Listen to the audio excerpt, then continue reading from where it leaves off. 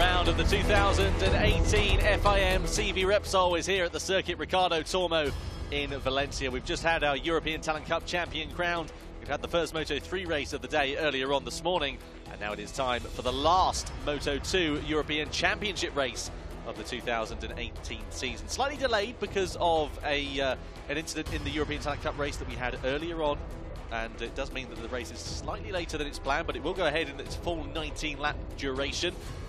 Circuit Ricardo Tormo, 4 kilometers long, 9 left-hand corners, 5 of which are right as well.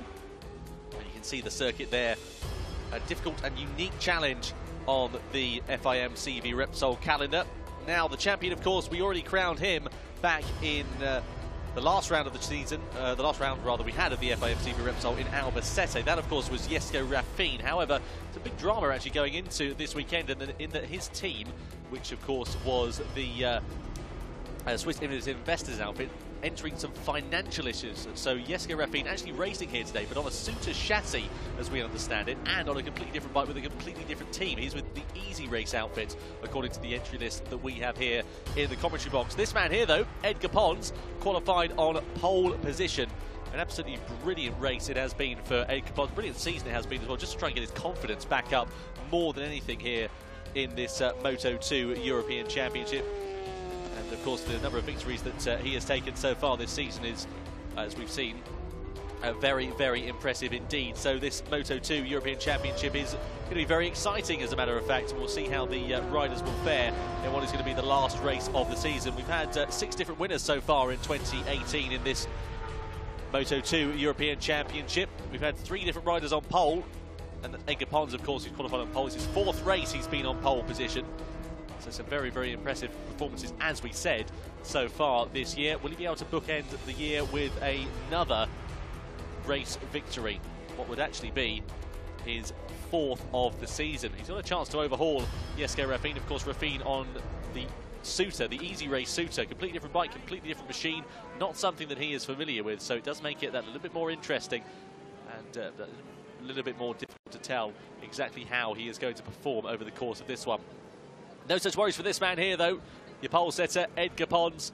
Pons, of course, raced in the Moto2 World Championship in years gone by. Moto2 European Championship, 140 points, because, of course, half points were awarded back in Albacete following that wet race we had.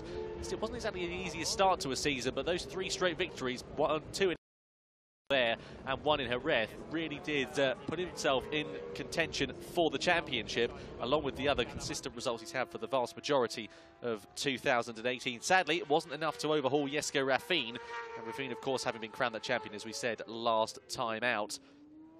So we'll keep an eye out and see how he will fare so far here today. Here's Tommaso Marcon, though. Now, Tommaso is a rider who has raced in the FIM CEV Repsol's Moto2 Championship before this year, but hasn't necessarily had that brilliant results. But this year really has come on form, especially in the latter half of the season. From Catalonia onwards, you can see a good number of top 5 finishes, 2 podium finishes in particular that stand out there as well. 1 in Jerez, 1 last time out in Albacete, and that rain-shortened race, I should say, rather. So he'll be hoping to try and get himself on the podium once again. And having qualified in 2nd position, he's in a very good opportunity to try and do exactly just that. What about this man here, though, in 3rd place? Hector Garzo for the Team Wimu CNS outfit. We know how fast Garzo can be. Has now taken a victory in the FIM CEV Repsol. Last time out in Albacete, it was one of those ones where it was very much a long time coming, but it has been a difficult season for Garzo in some other areas as well. Hasn't gelled with the bike this year as much as he did last year. His usual teammate as well, Lucas Tulovic, not here this weekend. Lucas actually testing down in Jerez with the other Moto2 and Moto E lads, because, of course, there's the test going on there, and Lucas will be progressing up to the World Championship for the 2019 season. So a new teammate for him in the form of Xavier Orellana, who actually made his debut in the FIM CEV Repsol last year as well. More on that later. What about Marc Alcoba then as well? Here he is, 4th position, heading that 2nd row of the grid. A couple of top 5 finishes he's had. You can see both at Aragon. Bit of a mixture of a season otherwise, though. A number of DNFs on the board, including that 1st round at Albacete as well. Not the way you want to start the season, and a couple of DNFs over the mid-course of this year as well. Doesn't help your charge, doesn't help your mind frame going into the middle part of the season, but he has managed to turn it around. He's managed to get those top 5 results, which has been very, very impressive indeed. Alongside him, though, we'll line up this man here. This is Alessandro Zaccone. We know Zaccone is a man who can be very, very quick on his day. Sits 11th in the championship there. Some good top 10 finishes he's had, but easily his best qualifying position of the season there. Fran Wild in 5th position. Indeed. Hello, I am back. And yes, Zaccone is definitely a guy with a lot of pace. Fairly young rider still, and really exploded into the European Supersport Championship in 2016. And then here, just a few tougher days this season on occasion, but also, like you said, some really solid top 10 results. And that qualifying position today should help him try and stay closer to the front yet again. And here we have Xavier Orellana. So another one who'll be wanting to move a little bit forward compared to his usual finishing positions and try and capitalise on a very good position on the grid. And as you can see, the sun is still very much shining down on these guys for this race. But the wind certainly almost interrupted our championship interview there with Xavier Orellana.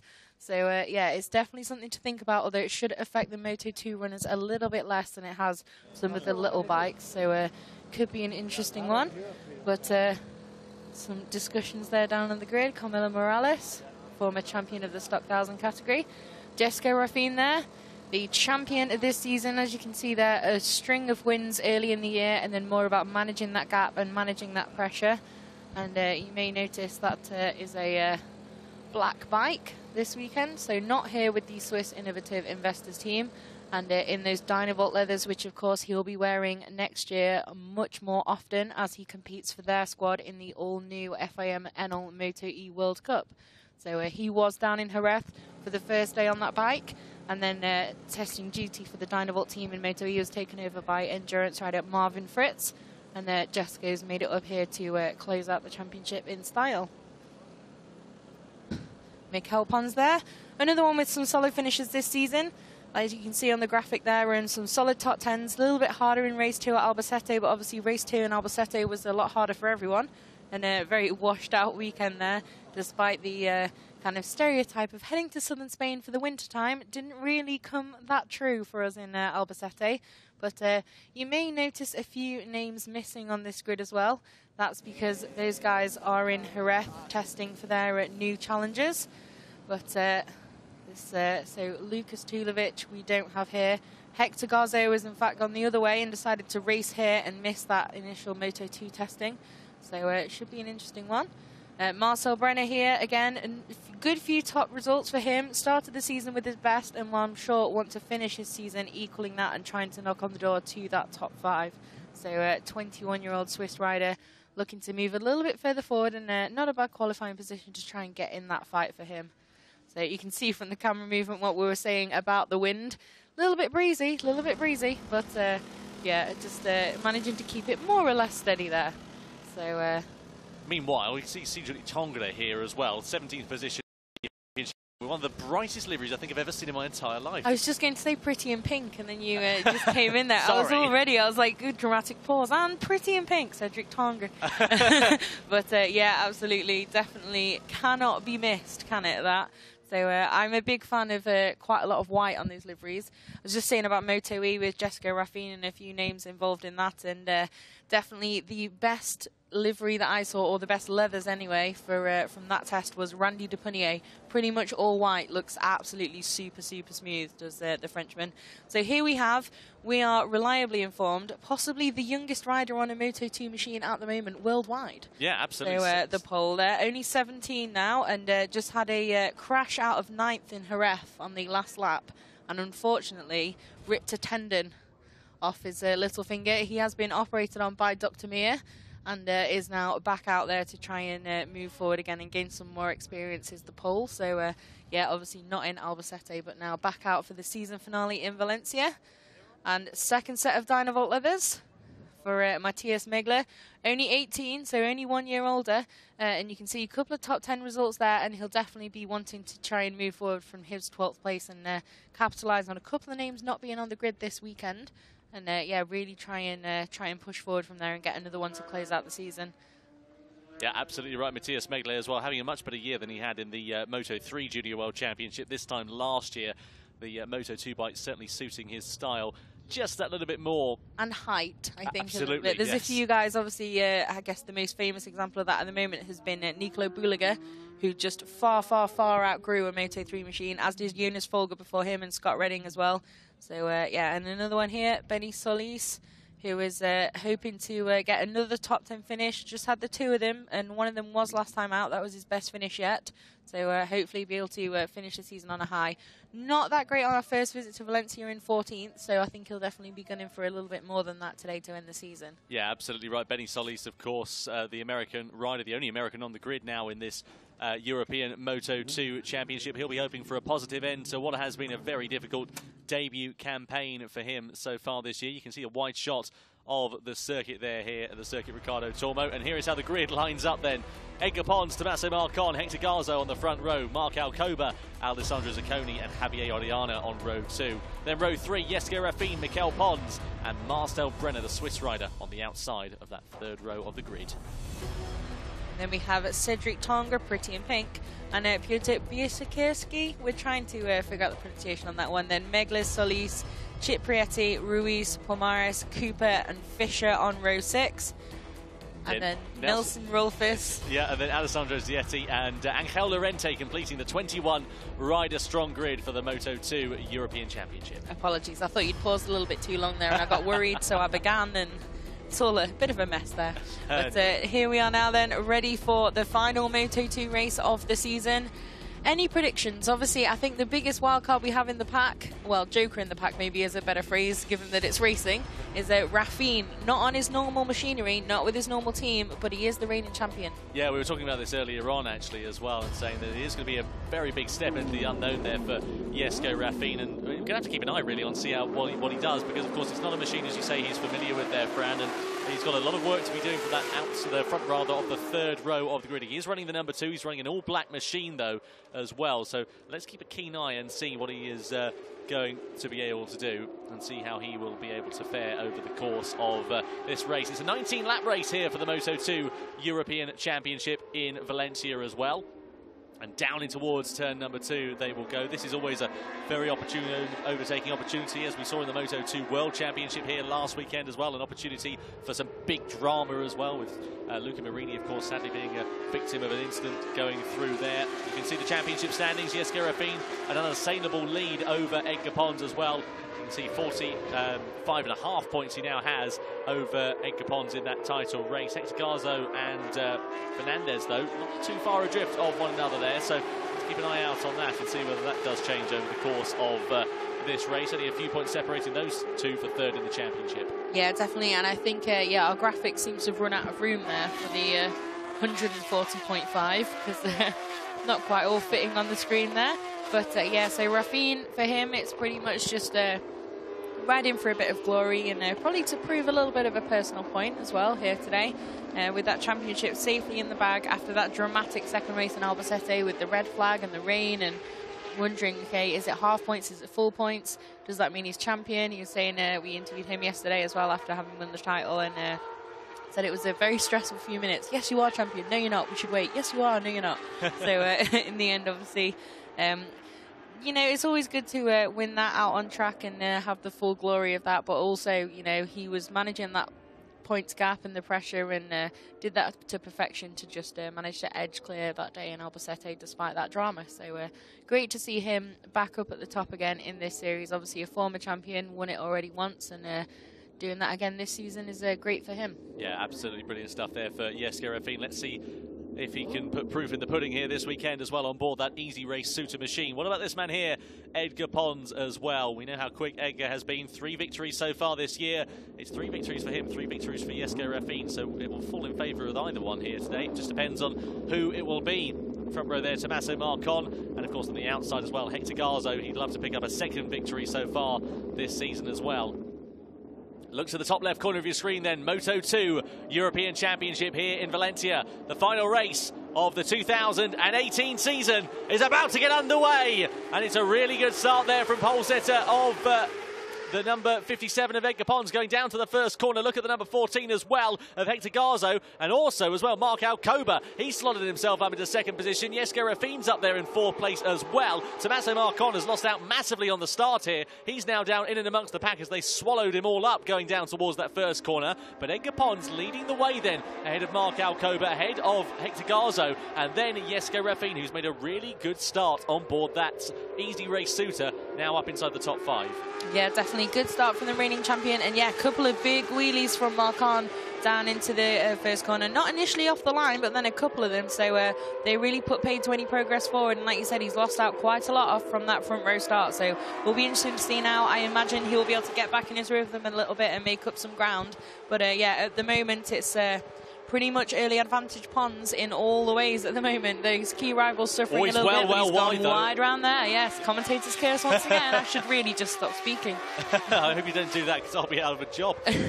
Well wide going through turn number 8 there was Edgar Pons there, so just pushing the limits a little bit too hard in these opening stages. Of course, these guys have got to be a bit careful. Colder tyres than they will have in a couple of laps or so's time. So it's just all about getting that temperature into the tyres, into the brakes, and not pushing too hard whilst you haven't got the heat in your tyres to be able to do so. You can see the number 14 though of Hector Garzo. He's managed to depose of number 70 of Marc Alcoba, and now he's right all over the back of the Kalex. So Tech 3 versus Kalex, not the first time we've said that so far this season. Out of the final corner we go though, onto the timing line for the first time.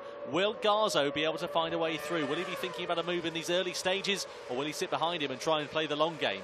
I think you might be about to get an answer, and I think he's going to attack him. Yep. Just pulling alongside and then just able to go in there. But maybe wide. A little bit wide, yeah, so a little bit over-ambitious, striking a little bit too early there maybe. And you can see a few guys having a bit of drama there. It looks like Marcon may have got the better of Raffin as well through there. Obviously Raffin a lot more into the unknown than a few of these guys. Hasn't been on that machine all season, so it's a bit of a challenge to just get bedded in and yeah, get those laps under his belt to see how that bike feels in race trim and over race distance as well. Yeah. But at the moment then, Pons back in the lead after that little threat, and seems to be keeping it a little bit tidier now on this lap.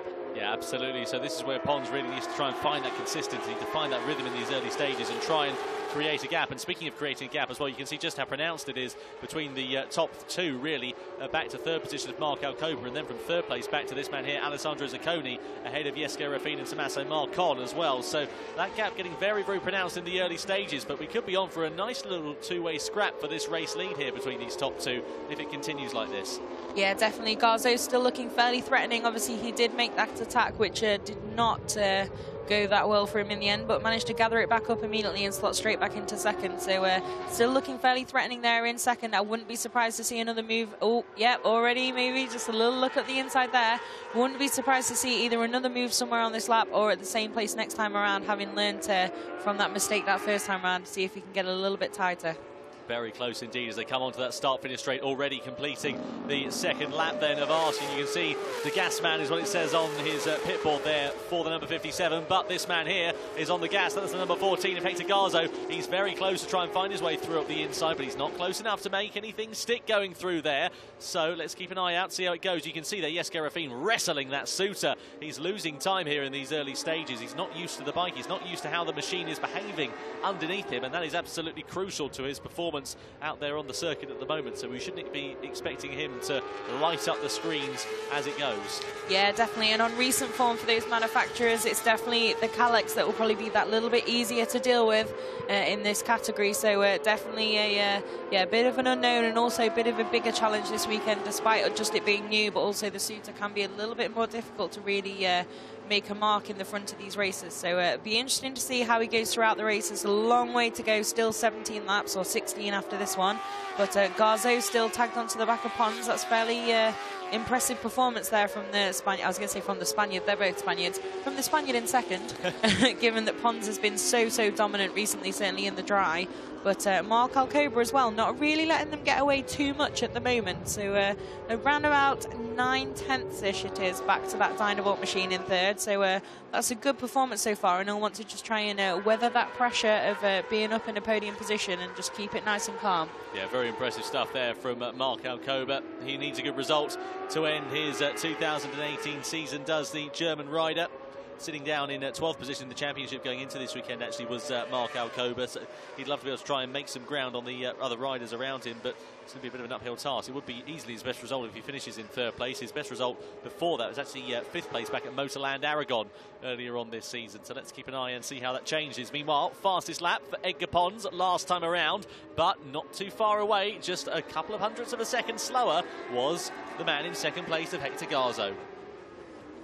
Down the start-finish straight we go. This is the battle in the Stock 600 category. This is Roman Fischer, who is currently leading this little battle. In fact, no, just ahead of him is actually Alessandro Zaccone, the Italian on board the number 8 machine. And also just in front of Zetti as well is Angel Lorente. So nice little battle going on in this Stock 600 class towards the rear end of the field. Let's keep an eye on that one and see how it goes. It's actually Alex Ruiz who is leading the way in that stop battle, up in 14th position ahead of Luis Pomales so far.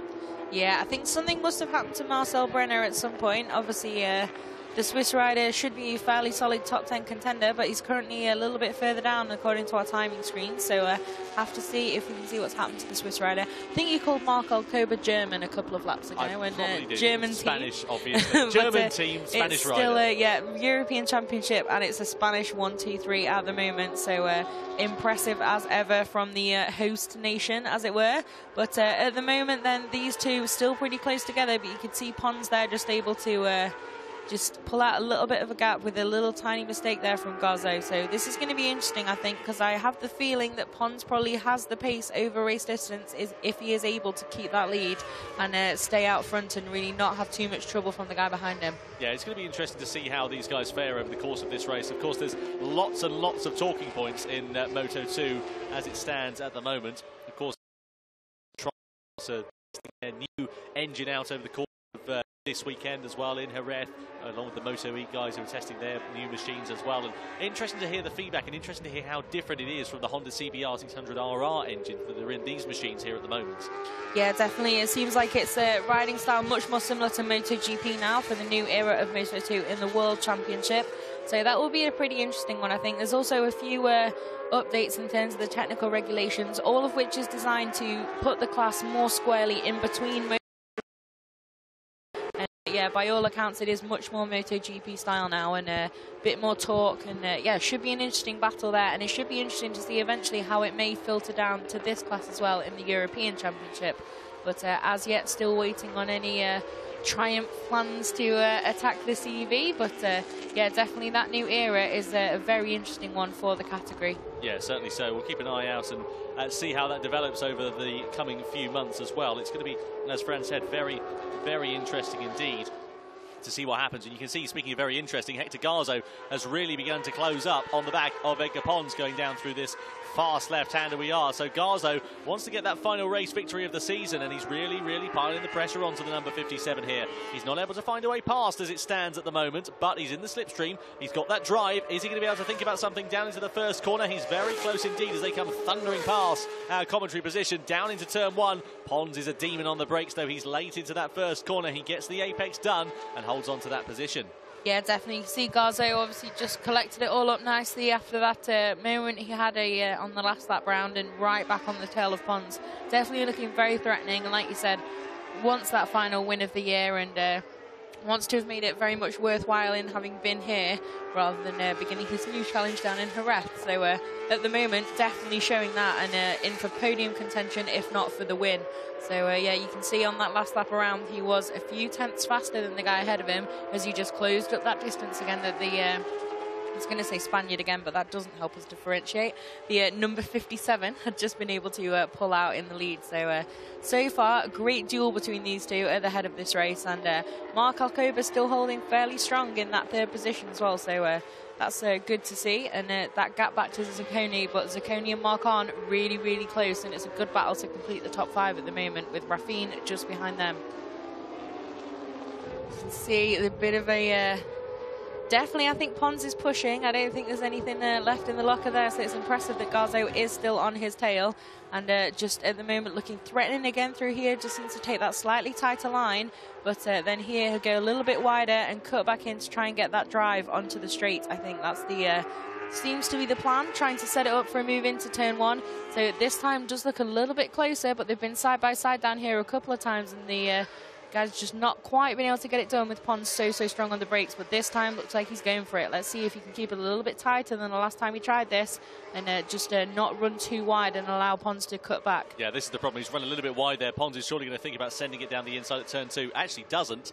Manages to hold on there, does Hector Garzo. So really nice stuff there from the number 14. Brilliant bit of riding from him. He now leads the way with just 13 laps to go here in Valencia. Good stuff from Edgar Pons. Good stuff from Hector Garzo to lead the way. And now it's all about Pons' retaliation, his response to the move that Garzo put on him. Will he be able to hold on, or was Garzo really holding Pons up that much? In terms of the lap times, Garzo was a couple of tenths of a second faster than Edgar Pons last time around, a couple of hundredths of a second faster last time around. So let's keep an eye out and see how these guys will fare and differentiate in terms of their lap times. Yeah, definitely. I think for Garzo as well, he managed to make that pass on the straight, so it didn't really affect his lap time too negatively either. So he still managed to really unleash that full pace on that last lap around. But at the moment, they're still fairly evenly matched. You know, the like we said, the Tech 3 machine in the lead hasn't been able to immediately pull away. But it'll be interesting to see how Pons plays this. Obviously, he has experience in terms of winning, certainly, this season on his side. So, yeah, it's going to be an interesting battle, I think, come the end of this race, and to see how their pace develops and how they fight this one out. You can see the nervous faces there inside the AGR box as they watch on, with Edgar Pons, that victory potentially slipping away from his grasp, and a little bit wide there out of that final corner there as well. That doesn't help his drive onto this start-finish straight, and it's not going to help him taking advantage of that slipstream. Of course, on these Moto2 machines, the slipstream is far less pronounced than it is on, for example, a Moto3 machine or indeed a European Talent Cup bike. So it is crucial, really, to get that good drive out to try and help you as much as you can going down towards the next corner. Yeah, definitely, but it looks like into turn 1 at least, Pons does just have the edge on the brakes, so not too much loss there, but it seems to have managed to tag onto the back of him. It's only a 3/10 difference over the line, but obviously when Garzo was behind him, most of the laps they'd actually crossed the line, split by just thousandths, as they had been almost side by side. So it will be interesting now to see what Garzo's got in the locker, and see if he's going to unleash that all now, or whether they'll still play a little bit of high-speed chess, like we said, with 12 laps to go, so 11 full laps after this one. It's still a fair way to go in this race, and this battle for the podium now, I think I spoke too soon, and Marcon is well onto the back of Alcoba now, so that third place and a best finish by a long way is now a little bit under threat now for the Spaniard. Yeah, the speed-up seems to be working very nicely indeed for Tommaso Marcon here this afternoon, and indeed it has been working quite well for the latter part of the season as well. It was a rough start to the season for Tommaso Marcon with those double DNFs he had in the first round in Albacete, but seems to have really managed to get the hang of that speed up, and that speed up seems to be working quite nicely as well. And battling for podium positions is exactly what the Italian would like to do. He could spoil the Spanish party on the top 3 at the moment. You can see Garzo there a little bit wide through that final corner once again, and you can see that the number 57 of Edgar Pons just closes up ever so slightly as they come over the timing line, but nowhere close enough just to think about a move at the moment. Yeah, it's just under a tenth that Pons gains over the final lap, the most recent lap around. So yeah, you can see just there, Garzo seems to favour that wider line, not only when he's trying to catch the guy ahead of him. Obviously thinks it gives him a little bit better drive on that straight, but yeah, Pons very much still in touch for this race win, and Alcoba seems to have maybe fought back against Marcon then in that fight for third. We'll have to see, that's what it's showing on our graphics. So Raffin as well has closed in a little bit on Zaccone and that top 5. It was about 1.3 off last time around, now just shaved a few tenths off that, and I'm sure as the reigning champion does get that little bit closer and can smell that battle up ahead, he'll just be able to find even a little bit more speed to really get in that mix there. You can see that black fairing number 2, there you go. Jesko Raffin, reigning champion, just making small, steady gains on that group ahead of him. But especially if they're going to start battling it out, that will bode very well for the Swiss rider. Yeah, certainly will do. Let's keep an eye out on that and see how it develops. You can see here Alessandro Zaccone just closing up, then on to the back on board, that number 61, that Calyx machine. And Ciatti as well, another rider who's putting some relatively good performances so far this season as well. Zaccone, rather, sorry, as you were. closing up onto the back rather, as you said. Putting some good performances, I should say, as the Italian. They're both Italians, I'll get it right eventually. But yeah, some good top 10 finishes so far this year. And let's keep an eye out and see how we get there. You can see as well this battle going on between Marcon and Alcoba. Marcon now in front on board that number 10. Over the line, though, you can sense Alcoba, the Spaniard, is going to think about a bit of a move down in towards this first corner. Does he think about launching something? He certainly does. He's late on the brakes. Will they both get it stopped? They're backing it in. They're very, very close indeed. But he does manage to just about hold on. Does Marc Alcoba there to that third position. That looks like it's probably going to be what we lose a little bit more with the Triumph engine next season. A little bit less of that slide, a bit more of a MotoGP style, but it's certainly spectacular to see. And yeah, those guys both super, super late on the brakes there into turn one, both managing to get it stopped and yeah, make it round that corner okay. But definitely, I think Zaccone's eyes will be lighting up a little bit watching this ahead of him and just waiting to try and make his move and get involved as well. And as you can see, Raffin again got even closer. Another couple of tenths shaved off for the reigning champion. So maybe start a little bit of Jaws music as he is starting to get to grips with that suit a little bit more. And these guys are going to start chopping and changing as they are right now. So corner by corner, this is changing. Great move there. And Alcoba straight back up the inside. And Marcon obviously didn't quite expect him to be there. But now Zaccone looks like he's going to try and have a nibble at his Italian, the Italian ahead of him. So it should get pretty spicy, I think, pretty quickly, these guys. They're obviously not afraid of taking the gloves off already, even though we're only even half distance. Very, very impressive stuff indeed from these guys. They are fighting tooth and nail at the moment, aren't they? For position, and this is very, very exciting indeed. You can see Tommaso Marcon then all over the back of Alcoba, down the inside into the final corner perhaps. He thinks about it, he does it, he sends it up the inside, and he gets the move done and dusted and won't actually counter him. Oh, big wobble though for Tommaso Marcon onto that start-finish straight. He's really pushing the limits there, so just lighting up the rear tyre as they come down towards that first corner. That allows Alcoba to close up, and Alcoba says thank you very much, and he's down the inside once again. Yeah, that move in the final corner, just that little bit more aggressive than last time around, just forcing Alcoba that little bit wider, but the Spaniard strikes straight back, and again... This is a great duel we've got here. Just be careful, lads. Keep it on the road. But you can see that G3 on the pit board. That means that it's a group of 3 fighting for this. But you can see that number 2 of Raffin getting closer and closer. It's 4 tenths off last time around, and he's really getting in this now. So I imagine next time around that's going to say G4. Yeah, absolutely right. You ever hear that saying, anything you can do, I can do better? That seems to be the case between Marcon and Alcoba at the moment.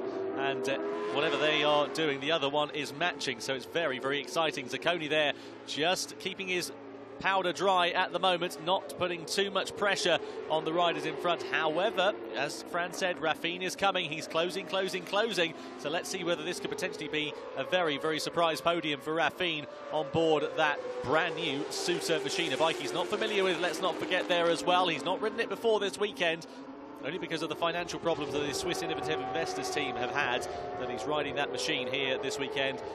Thus, it is proven to be a very impressive performance. He's also got his championship helmet on as well, as you can see the gold. You can see a big moment there for Tommaso Marcon going through the left-hander. This is where Marcon is very, very strong indeed. Oh, and he sits it up. He's a little bit wide nearly going into that final corner, but manages to gather it up and pick it up quite nicely, actually, by all accounts. Alcoba was absolutely not willing to let him try that again at the final corner, was he? It's just one too many times that the Italians tried that, and this time the door was firmly shut right in his face. But like you said, Marcon actually gathering it all together very impressively there.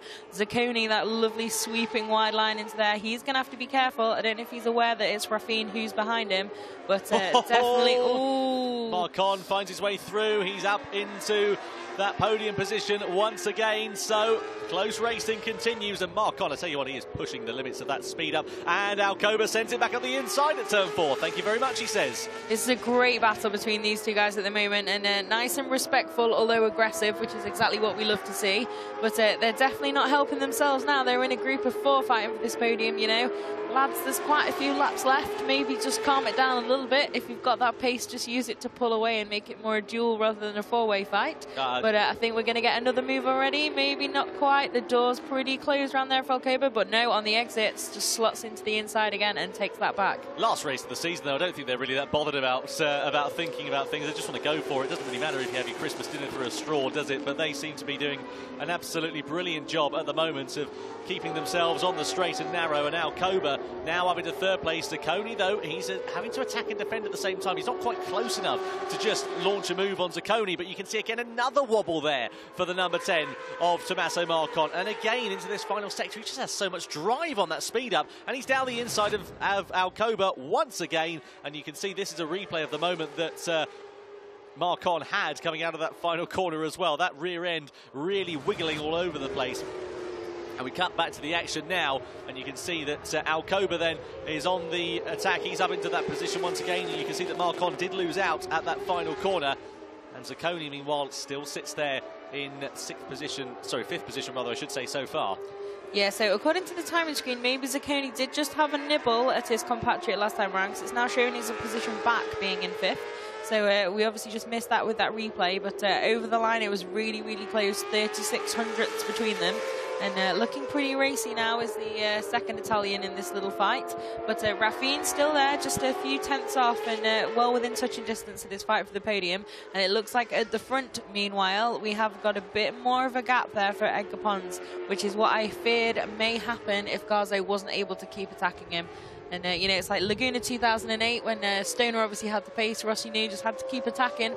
Sometimes that's what you've got to do to just try and upset your rival's rhythm and stay in the contest. And Pons, I think, obviously with his experience and the pace he's had this season, Garzo really needs to just keep making those moves and keep getting in the Spaniard's way. I said Spaniard again, the number 57. It's difficult, you know, we only have one different nationality to Italian and Spanish in this top 6, so, you know, not much to choose between them. But yeah, Pons definitely now got the hammer down, and last time around was a fairly significant gap faster. So yeah, should be interesting now if he can just keep pulling away. Then I think Garzo is going to find himself in an ever lonelier second place. Yeah, it seems to be that way, doesn't it? Let's keep an eye out and see what the difference in lap times were. Yeah, Garzo was well 0.6 of a second slower than them last time around. Meanwhile, Tommaso Marcon has made his way up into 3rd position, now ahead of Marc Alcoba. Jesko Raffin has gotten the better of Alessandro Zaccone there as well. So positions changing. And Jesko Raffin, that suitor seems to be coming quite nicely to him in the latter stages of this race here, Fran. Seems to be putting in some good competitive lap times at the moment. Yeah, definitely a little more on the pace now after a few more laps of experience in race trim for the Swiss rider. So it'll be good to cut back to that at some point. Here we've got Roman Fischer down in 20th at the moment. So yeah, we'll have to see why we're getting that replay of the Swiss rider back there. But yeah, that battle now to complete the podium. Marcon's ahead of Alcoba. Raffin's got in the mix. It looks like it's a real 4-way fight now for that podium. And the champion, of course, will want that final podium of the season. But then those guys around him as well. It's a big, big result that they're fighting for their season. So an awful lot of real desire to get that final rostrum finish today, so it should be an interesting one. Hopefully we'll get fireworks right to the end of the race in that battle. Yeah, absolutely. And also get to see more of it. There we go. Yeah, we can see the battle now. Not quite sure why we're focusing on Roman Fischer down there in 20th position, but there we are.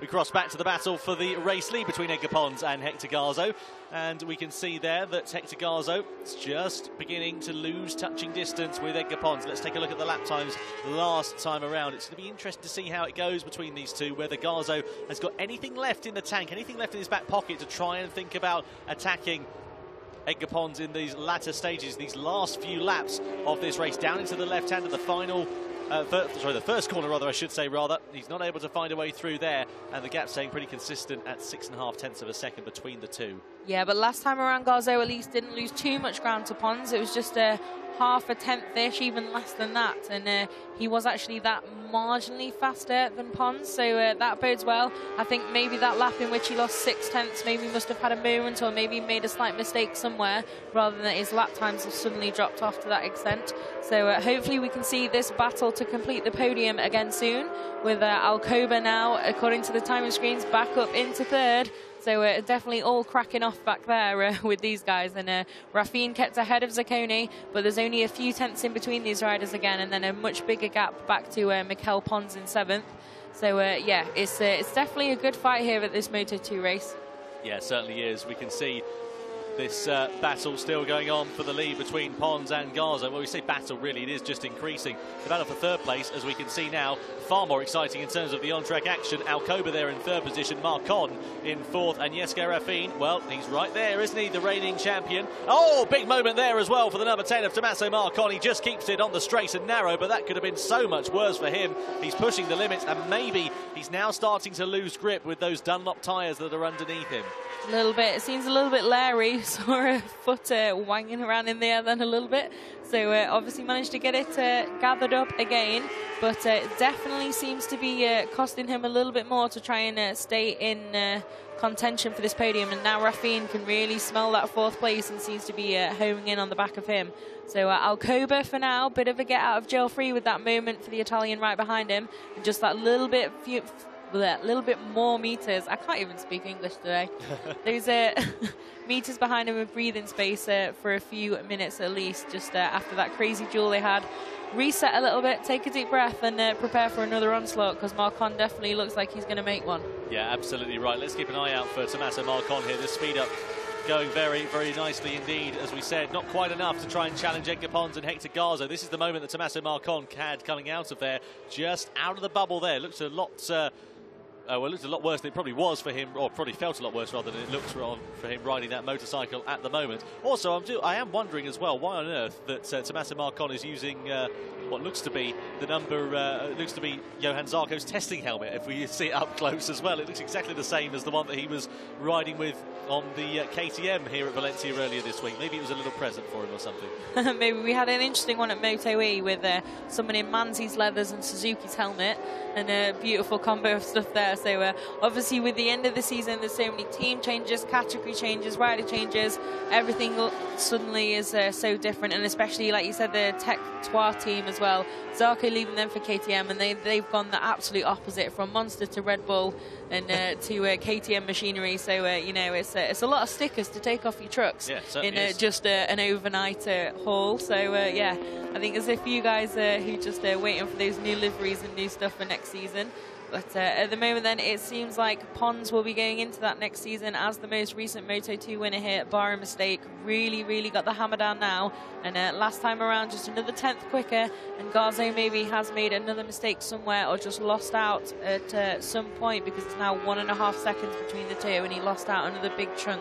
Yeah, Garzo just doesn't look like he's got the pace, does he, to match Edgar Pons at the moment, and looks like he's probably settled for second best so far. We can see him there, the number 57. Here is Edgar Pons, your race leader. Nice and comfortable and calm it has been from the world, well, the former champion, rather, of the European Championship, and we can see that there's still some very interesting racing going on up and down the field, because Marc Alcoba, well, he's there in 3rd position with Tommaso Marcon still very close behind indeed.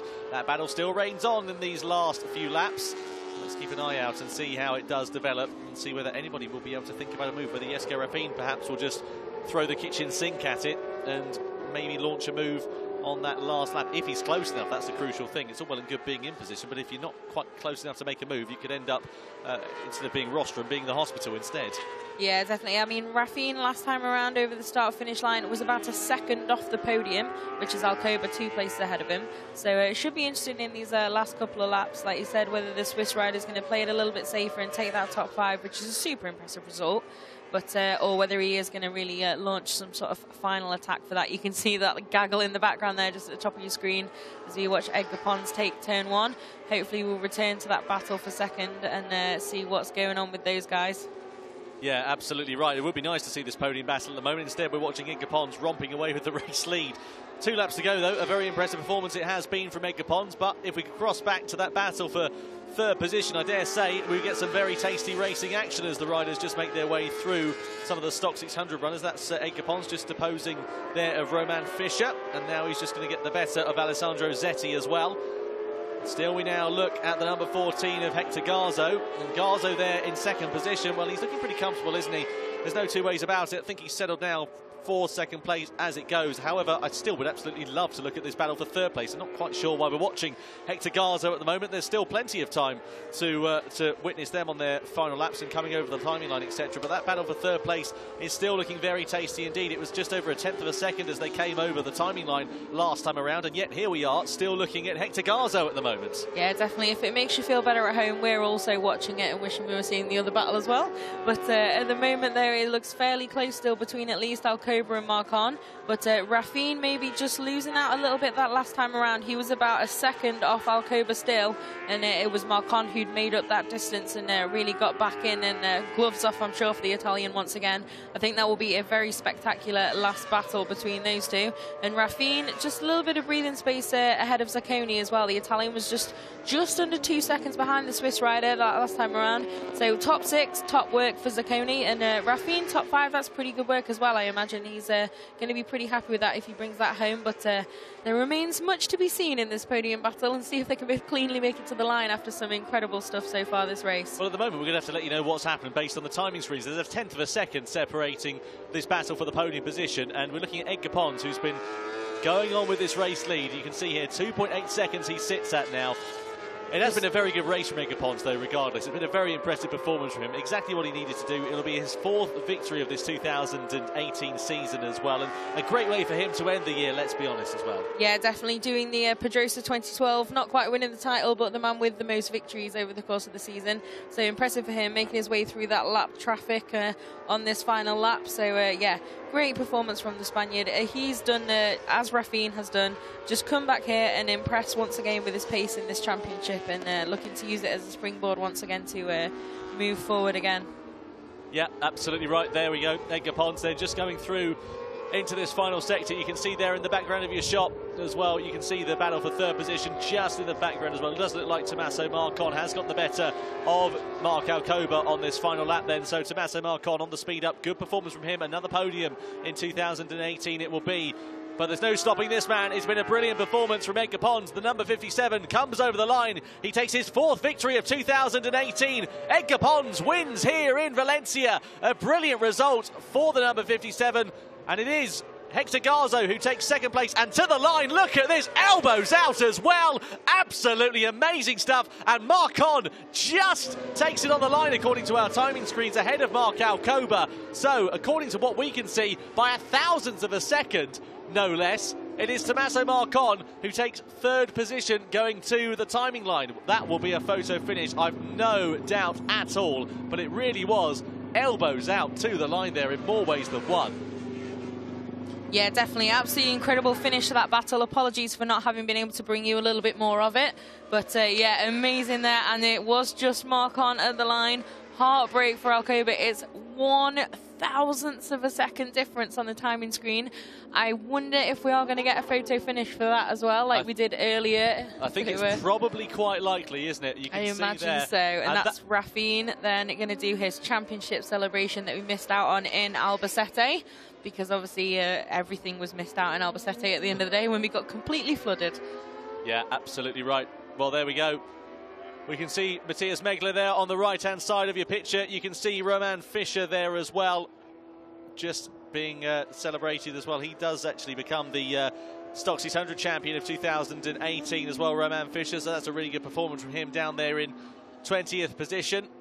Edgar Pons, though, your race winner, his 4th of this 2018 season.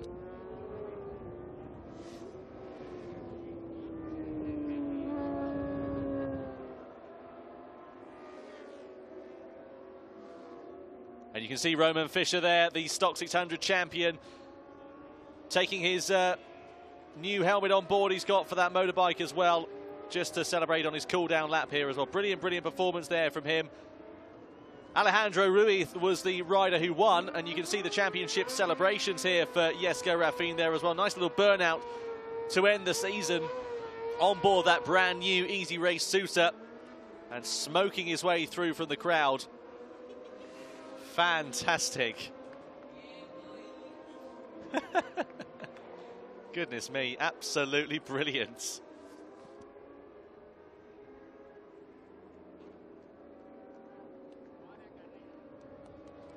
So Roman Fischer then, we just saw him there.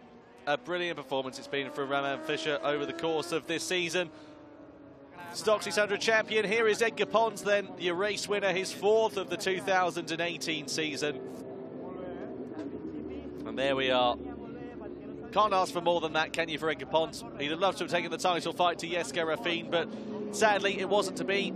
And, well, there's always next year for Edgar as well, isn't there? Jesko Raffin as well. What will he be doing in 2019? Time will tell.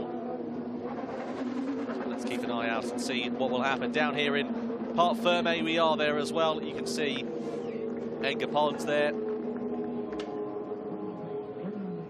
Brilliant, brilliant stuff. And great result also for Hector Garzo as well. Fresh off the back of that victory he took in Albacete. It does make it his 4th podium of the 2018 season, not including that victory. And this was that battle. Look, this is what we missed out on to the line as well for that final podium position. A Dan-dare move there from Tommaso Marcon. Elbows out, banging their way to the timing line. Look at this, look. Absolutely amazing. And then you go, Marc Alcoba, he says, yep, you can have one there, and another one for you there, son. Elbows coming out. No love lost between those two to the timing line, was there? The upshot is, Tommaso Marcon managed to hold on to that podium right at the finish. That's the last round of the season, isn't it? The gloves do come off. Nothing left for those guys to lose at all. They weren't in a championship fight. They didn't have anything of the like to worry about. And it was a very, very impressive performance from them all as well. There's your Stock 600 winner, Alessandro Zaccone. So good stuff there for Alex. He'll be pleased with that. And just down here in Parc Fermé as well, we'll give you some highlights. The riders will make their way onto the podium, and then we will be able to guide you through the podium ceremony and get the thoughts of both Edgar Pons and hopefully of Jesko Raffin following that one there as well. You see one of the engines, or hear one of the engines being revved there. Meanwhile, final results then from the final Moto2 European Championship race of the season. Edgar Pons finishes ahead of Garzo and Tommaso Marcon. Marc Alcoba, Jesko Raffin inside the top 5. Alessandro Zaccone, bit of a way back there in 6th position. Ahead of Marc Pons, Xavier Orellana in his return to the Moto2 European Championship. Ahead of Piotr Bisirski and then Matthias Megli. Then Sandre, Solis, Ciatti, Ruiz and Luis Pomares are the final points finishers here in the European Moto2 Championship. So some highlights then from the race. Well, of course, it was Edgar Pons who had pole position. Tommaso Marcon from the front row had a big old wheelie going down towards that first corner and was swallowed up by the pack. And it was Marc Alcoba, the Spaniard, who slotted himself into 2nd place ahead of the number 14 of Hector Garzo. Jesko Raffin also in 4th place there, making a relatively good start. Down though in towards turn number 2, we saw Zaccone sending his way down the inside of Jesko Raffin and finding his way past. Meanwhile, Pons and Garzo soon set about making their own breakaway from the field. They created quite a gap. The lead changed between the two riders over the course of that race as well. This one in particular move, you can see, of Garzo finding his way past Edgar Pons there. Meanwhile, the battle for the podium was absolutely enthralling over the course of that race. Absolutely fantastic stuff between them. We saw Tommaso Marcon versus Marc Alcoba. Lots of great racing action. Some fantastic, fantastic racing. And we saw the podium battle going right down to the line as well. This was just a taster of what was to come, really. Marcon on board the speed-up machine, just getting himself ahead of the number 70 of Marc Alcoba. And you can see there as well, this was Edgar Pons on that final lap of the race. A brilliant performance, his 4th victory of the 2018 season it was to be, just ahead of the number 14 of Hector Garzo. Pons took the victory here in the Moto2 European Championship. 2nd place went the way of Hector Garzo, and then that 3rd place battle to the line, elbows out, banging fairings with one another, went the way of Tommaso Marcon right at the very end of that race. An impressive result for the speed-up rider, just ahead of Marc Alcoba. There he is, the number 57. That is Edgar Pons, his 4th win of the 2018 season. He becomes the winningest most rider, if that's a term of putting it, of the 2018 season. And the riders now getting ready to make their way, of course, onto the rostrum. 2 Spaniards, 1 Swiss rider as well. And they'll make their way onto it there. There is Edgar Pons. A good way for him to conclude what has been a very, very positive season for the Spaniard.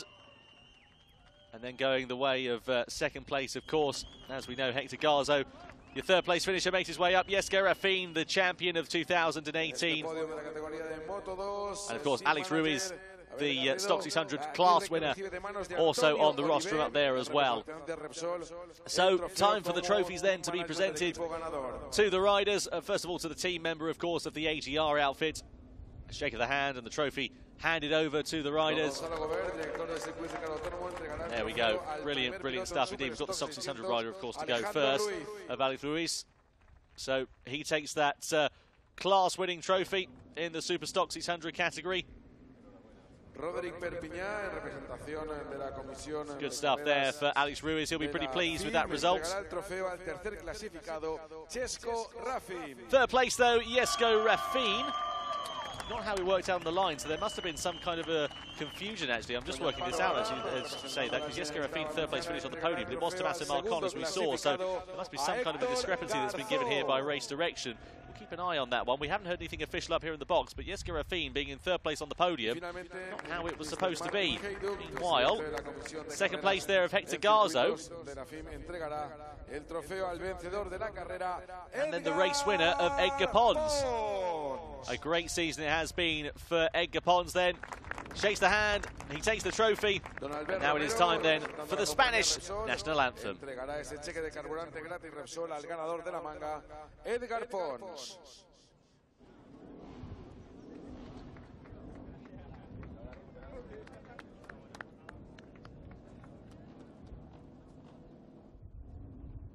Escuchamos en honor del vencedor el himno nacional.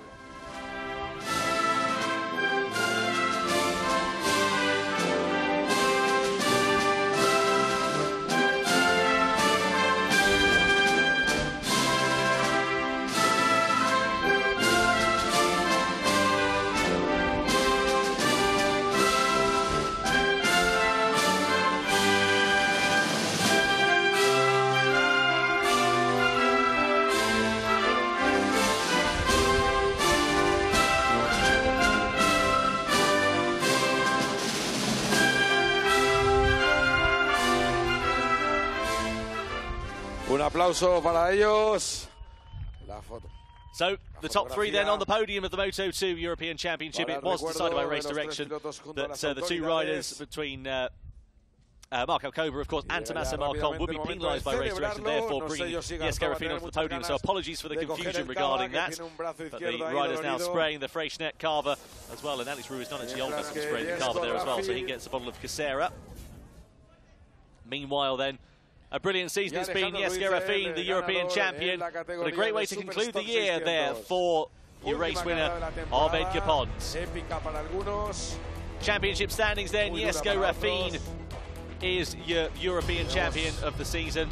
Edgar Pons there in second position, as you can see, 165.5 points for him, 32 points stripped. Garzo, Marcon, Augusto Fernandez, of course, who bowed out midway through the season for his Moto2 World Championship ride ahead of Eki, Cardelus, Lucas Tulovic and Mikel Pons. Zaccone there in 10th place ahead of Brenner. And Alcoba, Ivo Lopez, of course, the spectacular winner of that first round of the championship ahead of Megle, Solis, Tongre and Corentin Perolari there as well. So the top three then celebrating on the podium here for the Moto2 European Championship.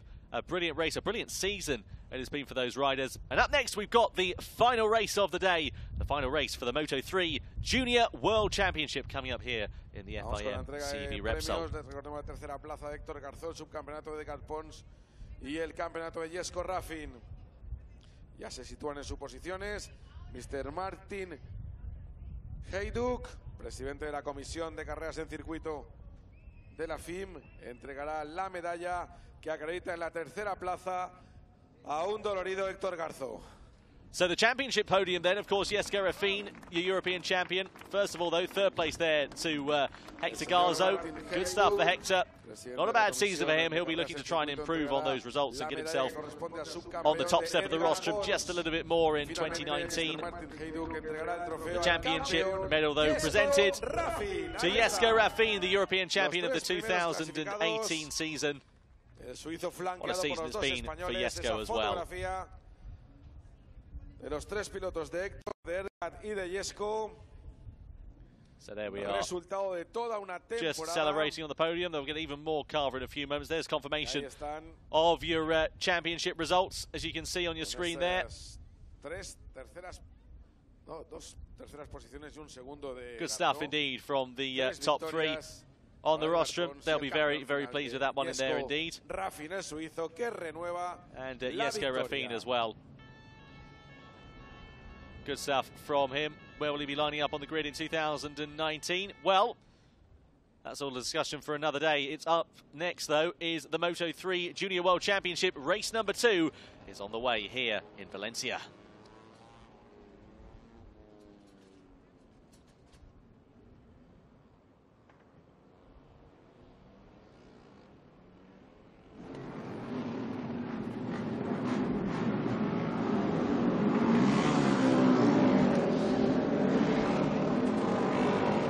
So Edgar, it was another incredible race here today and another win for you. You end the season with the most victories overall. What can you tell us after this newest win here in Valencia?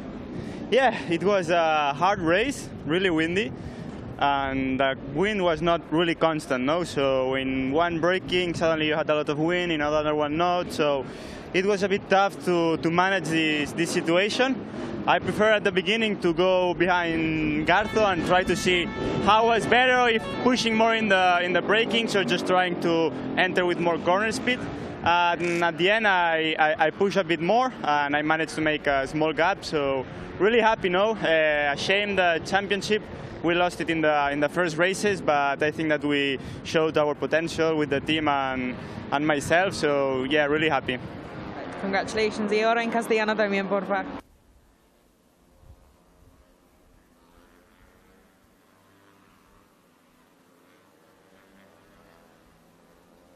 El viento era muy elevado, pero no era muy constante, entonces dependía un poquito del viento, ¿no? Había curvas que podías apretar más, curvas que podías apretar menos, pero no eran siempre las mismas, ¿no? Así que al principio he decidido esperar un poquito, ver cómo era mejor pilotar con estas condiciones y las últimas vueltas he intentado apretar un poquito más. Había un pequeño hueco con Héctor, así que muy contento. Una lástima del campeonato, ¿no? Las primeras carreras no nos salieron muy bien, pero yo creo que durante el año hemos demostrado que tenemos un gran potencial y que con el equipo estamos trabajando muy bien. Así que muchas gracias a todo el equipo y toda la gente que está acompañado a apoyarnos. Well, there we go. Edgar Pons talking about his race victory then. Sadly, you didn't hear that in Spanish if you were hoping to, because of course we had the Abián mics on the circuit there. So we heard the Moto3 machines making their way onto the grid. It's quite loud here. Of course, those Moto3 machines are very, very loud indeed. With a bit of luck, we'll be hearing from Jesko Raffin, our new European Moto2 champion, in just a few moments' time there as well. So that'll be quite exciting. Pretty good fun to hear what Raffin has got to say after a very, very good season indeed for him. Okay, so Jesko, a little bit of sound trouble there, but congratulations. In the end, you were on the podium here this weekend. Tough race weekend for you, but then you are the champion this year once again. What can you tell us after this win? First of all, I would like to say thank you to everyone who supported me from behind me, from everywhere, you know, sponsors, family, manager, all fans, to give me the power to do that. And also I would like to say thank you to Easy Race team to give me the opportunity to race the last race in Valencia, and it was very important to me to be here as champion, to celebrate it well with everybody. And yeah, of course I'm very, very happy about this title, and yeah, it's an amazing feeling. And now it's time for a small party, or maybe a big party, with everybody who was behind me. Und dann auch auf Deutsch, bitte. Ja, zuerst will ich, oder Schweizerdeutsch, zuerst will ich allen danken, die mich unterstützt haben auf diesem Weg. Manager, Sponsoren, Familie, Freunde, alle Fans rund um die Welt, um mir die Kraft geben, um das durchzustehen die ganze Saison und den Power an nicht nachzulassen und bis am Schluss zu kämpfen. Ja, es ist ein Hammergefühl, den Titel zum zweiten Mal zu gewinnen. Und ja, zuerst wollte ich auch noch Danke sagen am Easy Race Team, wo mir die Chance gegeben hat, am letzten Rennen an den Start zu gehen, weil mein Team, das ich bis jetzt die Saison bestritten habe, nicht gekommen ist. Und da haben wir diese Woche recht viel Stress gehabt, und dank ihnen konnte ich jetzt hier anfahren. Das war sehr wichtig für mich, mit allen einmal das letzte Rennen feiern und die Saison schön beenden. Aber ja, danke allen. Danke. Dankeschön. Jesko Raffin then, the European Moto2 champion.